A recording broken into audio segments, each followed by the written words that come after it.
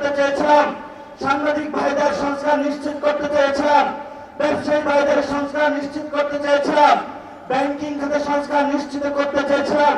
সেখানে হলো মাননীয় প্রধানমন্ত্রী তার চিরচারিত অভ্যাস সহভবনের ভাই তাদেরকে নিয়ে এসেছে, কাউকে দিদিতে বসিয়েছে, কাউকে বাংলাদেশ ব্যাংকে বসিয়েছে, কাউকে বিচারালয়ে বসিয়েছে, কাউকে হলো পুলিশ প্রশাসনে বসিয়েছে, কাউকে হলো পার্লামেন্টে নিজের মুখ বন্ধ করে তাকে হলো তার গ্রিন কার্ড দিয়ে বলেছে, তুমি যা ইচ্ছা বাংলাদেশের মানুষের সাথে গাদ্দারি করতে পারো, তোমাকে আমি গ্রিন কার্ড দিয়ে দিলাম।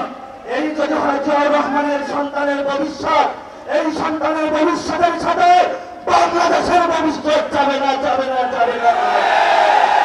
বাংলাদেশের ভবিষ্যৎ যাবে উসমান আলীর পথে, বাংলাদেশের শান্তির পথে, আমাদের ৭১-এর শহীদদের পথে।